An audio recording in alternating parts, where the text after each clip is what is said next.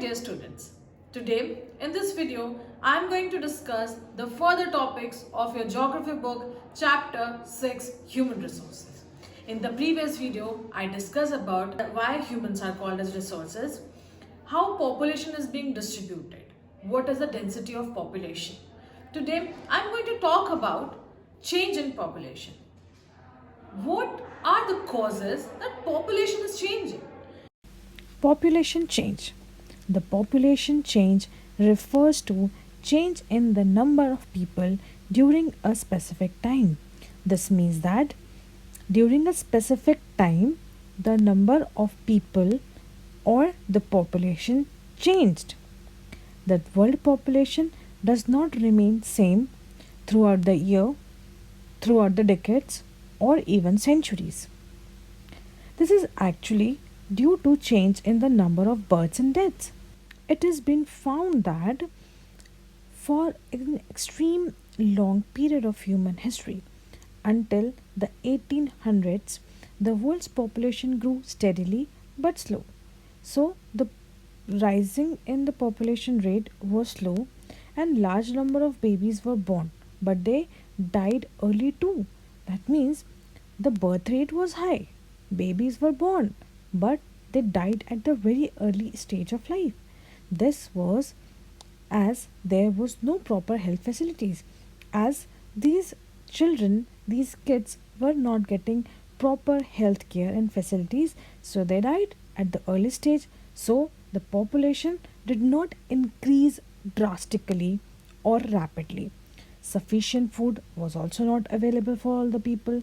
This led to the death of many people. Farmers were not able to produce enough to meet the food requirements of all the people. As a result, the total increase in population was very slow. In 1804, the world's population reached 1 billion. 150 years later, 1959, the world's population reached 3 billion. That is, the rapid growth of population is called as population explosion.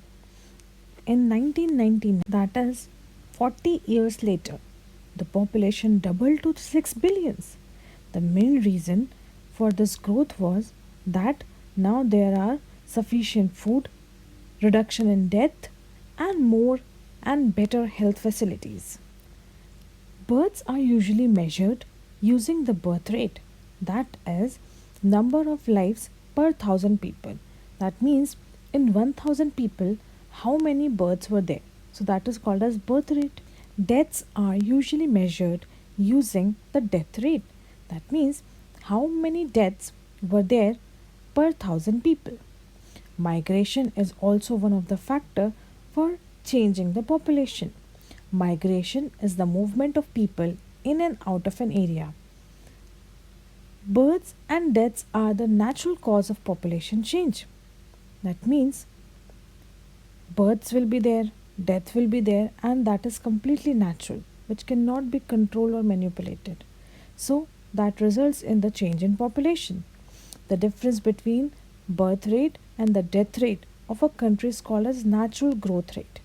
What is natural growth rate?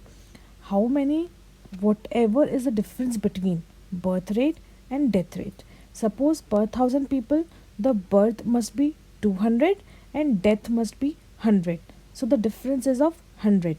So that is called as natural growth rate. As already discussed, migration is the movement of people in and out of an area. Migration is another factor for changing the population size. People may move within a country or between a country. Immigrants are people who leave a country. That means people who are going to leave their country and move to another country are called as immigrants. Immigrants are those who arrive in a country. Immigration or immigrant are those people, those who enter or arrive to the new country.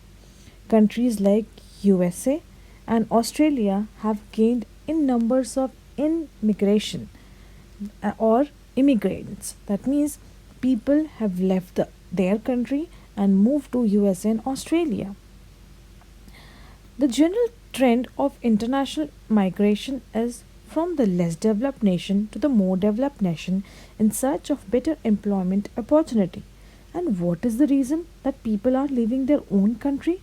Because they move from developing country to developed country so that they get good job opportunities.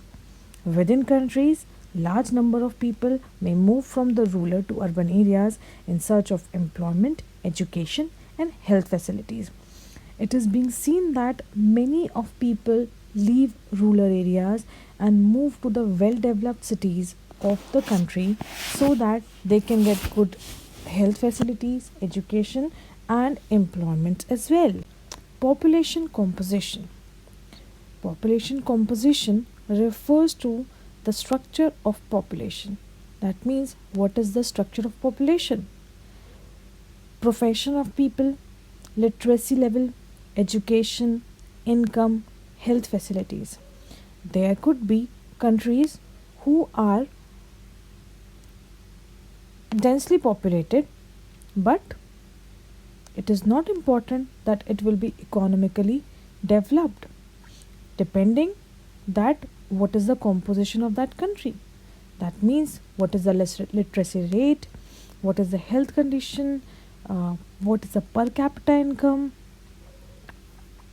An interesting way of studying the population composition of a country is by looking at the population pyramid, which is also called as age sex pyramid.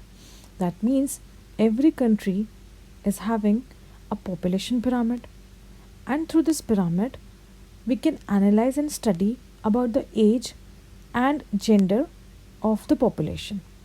A population pyramid shows the total population divides into various age groups like 5 to 9, 10 to 14. So in population pyramid, the representation is done on x-axis percentage and on y-axis age group years wise.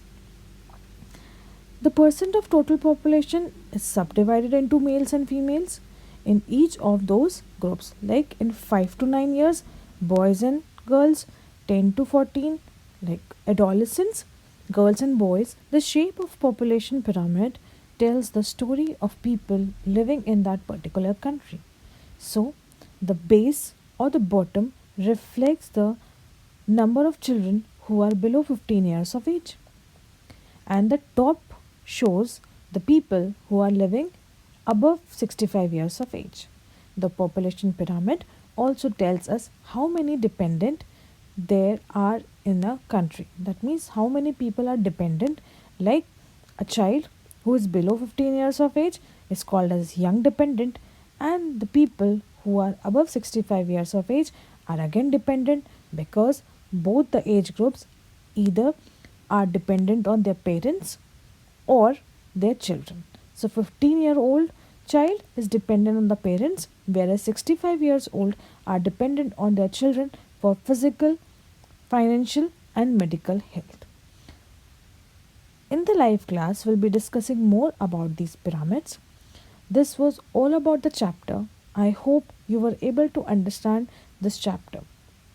So, with the help of pyramids, the population of a country can be analyzed. Thank you so much for watching.